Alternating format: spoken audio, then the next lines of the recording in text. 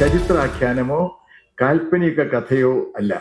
ഇതിന് അർത്ഥപൂർണമായ ദാർശനിക മൂല്യങ്ങൾ അടിയുറച്ച സാന്ദ്രമായ വികാര അനുഭൂതിയുടെ ആവിഷ്കാരം ഈ നോവൽ കൃത്യമായിട്ടുണ്ട് ഞാൻ പറയാം. ഞാൻ കോളേജ് പഠിപ്പിക്കാൻ തയ്യാറാകുന്നത് പോലെ 3 രാത്രികളിരുന്ന് ഈ നോവലിനെ കുറിച്ച് വിശദമായിട്ട് എഴുതിയിട്ടുണ്ട്.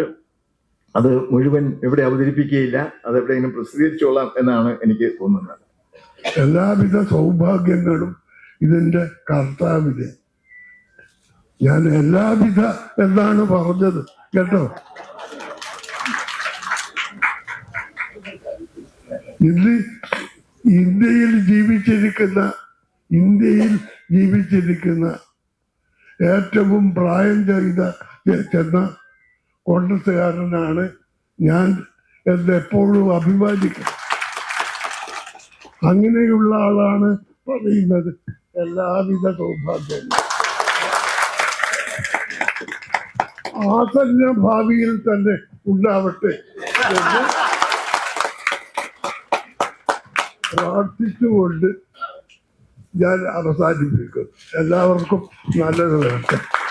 അദ്ദേഹം സാഹിത്യത്തെ എത്രത്തോളം സീരിയസ് ആയിട്ടാണ് കാണുന്നതെന്ന് എനിക്ക് വ്യക്തിപരമായിട്ട് ഒരു ഉദാഹരണം ഞാൻ പറയാം.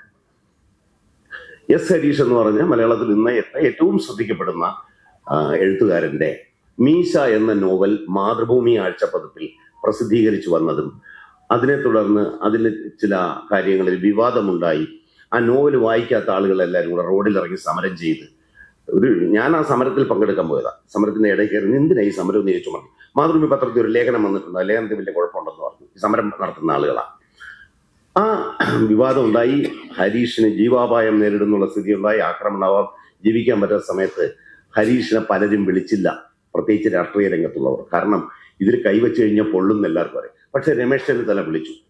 അല്ലെങ്കിൽ അദ്ദേഹം പറയട്ടെ, ഹരീഷിനോട് രമേശ് ചെന്നിത്തല പറഞ്ഞ ഒറ്റ കാര്യമാണ്, ഹരീഷെ ഈ നോവൽ ഞാൻ പ്രസിദ്ധീകരിക്കട്ടെ, ശരിയല്ലേ, പ്രസിദ്ധീകരിക്കട്ടെ എന്ന് പറഞ്ഞു. കാരണം ഇത് പ്രസിദ്ധീകരിച്ച വലിയ ശത്രുക്കളെയാണ് ക്ഷണിച്ചു വരുത്താൻ പോകുന്നത്. വലിയ ആപൽക്കരമായ ശത്രുക്കളുണ്ട്. അങ്ങനെ ഒരു സന്നദ്ധത അദ്ദേഹം കാണിച്ചു. അത് സാഹിത്യത്തോടുള്ള അദ്ദേഹത്തിന്റെ ഒരു പ്രിയത്തെയാണ് കാണിക്കുന്നത്. അതുകൊണ്ട് തന്നെ വളരെ അസൂയയോടുകൂടിയും സ്നേഹത്തോടുകൂടിയും ആദരവോടും കൂടിയാണ് ഞാൻ ഈ ആദ്യ നോവൽ എഴുതിയ ശ്രീ രമേശ് ചെന്നിത്തലയെ ഞാൻ കാണുന്നത്.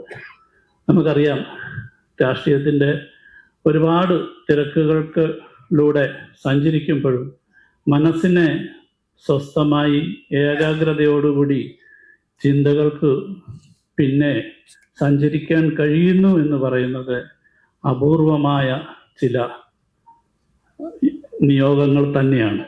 കാരണം എൻ്റെ അടുത്ത് പലപ്പോഴും അദ്ദേഹം എന്നെ കാണുമ്പോഴൊക്കെ ഞാൻ ചെയ്യുന്ന സിനിമകളെ കുറിച്ചൊക്കെ പറയാറുണ്ട്. ആടുജീവിതത്തിനെ കുറിച്ച് കണ്ടിട്ട് തന്നെ ഞാൻ തുടക്ക സമയത്ത് എൻ്റെ അടുത്ത് ഇയാളെന്ത് പണിയാണ് ചെയ്യാൻ പോകുന്നത്, ഇങ്ങനൊരു നോവൽ സിനിമ ചെയ്യുക എന്ന് പറയുന്ന നോവൽ തന്നെ വായിച്ചു തീർക്കാൻ പ്രയാസമാണ്. കാരണം അതിൻ്റെ വേദനകളും പ്രയാസവും. അപ്പം അദ്ദേഹത്തിന് കേരളത്തിലും അല്ലെങ്കിൽ സാഹിത്യത്തിൽ നടത്തുന്ന എല്ലാ തരത്തിലുള്ള എഴുത്തുകളിലും അദ്ദേഹം വളരെ കൃത്യമായി പിന്തുടർന്നിരുന്നു എന്നുള്ളതിൻ്റെ മറ്റൊരു തെളിവ് കൂടിയാണ് ഇന്ന് സ്വന്തമായി ഒരു രചനയിലൂടെ ആദ്യ നോവൽ പ്രസിദ്ധീകരിക്കുക എന്ന് പറയുന്നത്. എഴുത്തിന്റെ രാഷ്ട്രീയക്കാരനായ രമേശ് ചെന്നിത്തലയെ നമുക്കറിയാം, എഴുത്തുകാരനായ രമേശ് ചെന്നിത്തലയെ നമുക്കറിഞ്ഞുകൂടാ. വായനക്കാരനായ രമേശ് ചെന്നിത്തലയെ അറിയാം. അദ്ദേഹത്തിന്റെ സാഹിത്യത്തിലുള്ള താല്പര്യവും എഴുത്തിലുള്ള താല്പര്യവും എത്രയാണ് എന്ന് നമുക്ക് അത്ര കണ്ടറിയുമായിരുന്നില്ല. പുസ്തകങ്ങൾ അദ്ദേഹം എഴുതിയിട്ടുണ്ടല്ലോ, ആദ്യമായിട്ടാണ് നോവൽ എഴുതുന്നത്.